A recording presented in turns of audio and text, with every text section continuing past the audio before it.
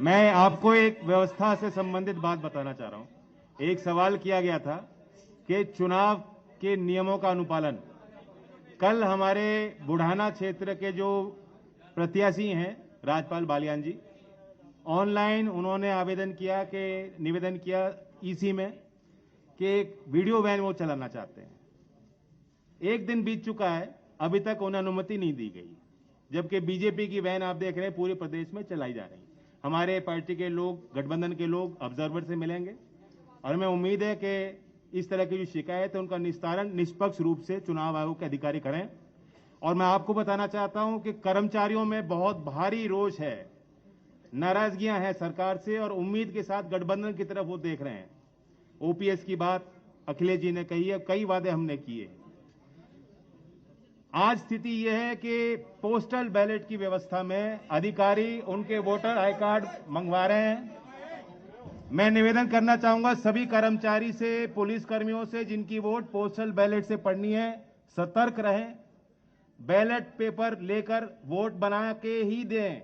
अपने voter card को अधिकारी भी मांगे, उसको ऐसे ना दें। धन्यवाद।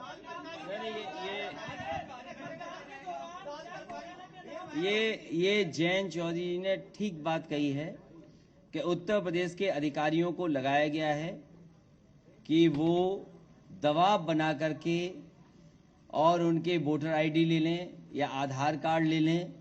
और हो सकता है जिस तरीके से जिला पंचायत में अधिकारियों ने मन मर्जी से वोट दिलवाए थे, इसमें भी लोगों पर दबाव बना रहे हैं।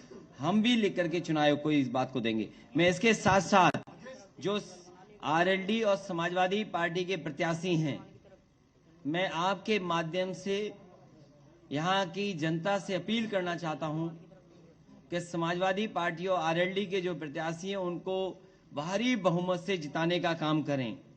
चरथावल से पंकज मलिक जी चुनाव लड़ रहे हैं, बुढ़ाना से राजपाल बालियान चुनाव लड़ रहे हैं, पुरकाजी से अनिल कुमार चुनाव लड़ रहे हैं, मुजफ्फरनगर शहर से सौरभ स्वरूप चुनाव लड़ रहे हैं, मीरापुर से चंदन चौहान चुनाव लड़ रहे हैं, खतौली से राजपाल सैनी जी चुनाव लड़ रहे हैं।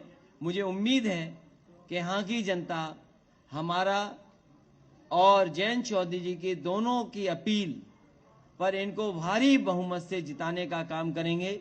जो जो वादे हम लोगों ने मिलकर के किए हैं, उन वादों को पूरा करने का काम हम लोग करेंगे।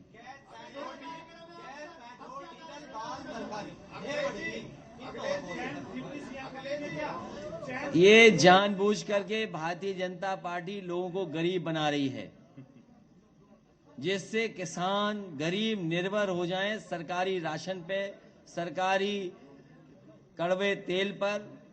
और मैं आपको भरोसा दिलाता हूं, हमारे पत्रकार साथी ने जो कहा है कि जो महंगाई हुई है सरसों के तेल की, आप भी प्रचार के माध्यम से रिफाइंड तेल मत खाइए। जो रिफाइंड तेल का प्रचार होता है आप भी उसमें बहक जाते हैं और आप भी खा लेते हैं। आप अपना शुद्ध सरसों का तेल और घर का बनाया हुआ घी के से ही खाना बनाए और खाएं। और समाजवादी सरकार बनने पर उत्तर प्रदेश के कुछ इलाके ऐसे हैं जैसे बुंदेलखंड, जहां पर बड़े पैमाने पर सरसों के तेल की पैदावार हो सकती है। मैं जब बुंदेलखंड गया था तो मैंने कहा था कि सरकार के अलग से अगर हमें सरसों के तेल की पेराई के लिए कारखाने लगाने पड़े तो लगाएंगे, जिससे कि हमारा बुंदेलखंड के किसान को भी लाभ पहुंच जाए और उत्तर प्रदेश को कम से कम सस्ता सरसों का तेल उपलब्ध हो जाए खाने के लिए।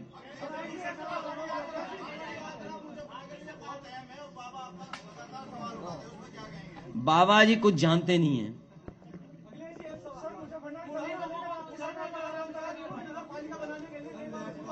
ये बहुत छोटा काम है, बड़ा काम करेंगे।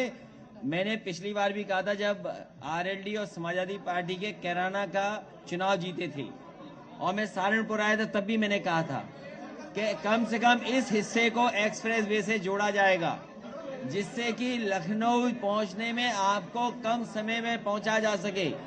भारतीय जनता पार्टी का तो गंगा एक्सप्रेस वे कब बनेगा कोई नहीं जानता, लेकिन इस हिस्से को जोड़ने के लिए अगर नया ग्रीनफील्ड एक्सप्रेस वे बनाना पड़ेगा तो समाजवादी पार्टी और आरएलडी दोनों मिलकर के एक ग्रीनफील्ड एक्सप्रेस बनाएंगे, जिससे कि लखनऊ पहुंचना आसान हो जाए।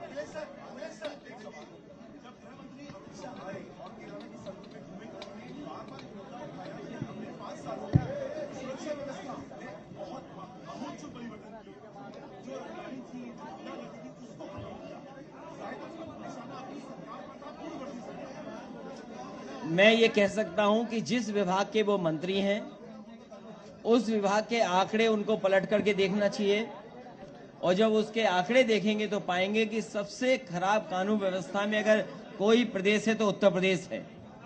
और वहीं बड़े पैमाने पर भेदभाव हुआ है। भेदभाव के साथ साथ जो बड़ी बड़ी संस्थाएं, नेशनल ह्यूमन राइट कमीशन हो, उसने सबसे ज्यादा नोटिस उत्तर प्रदेश की सरकार को दिए हैं। कह तो दिया हम दोनों मिलकर के तय कर लेंगे।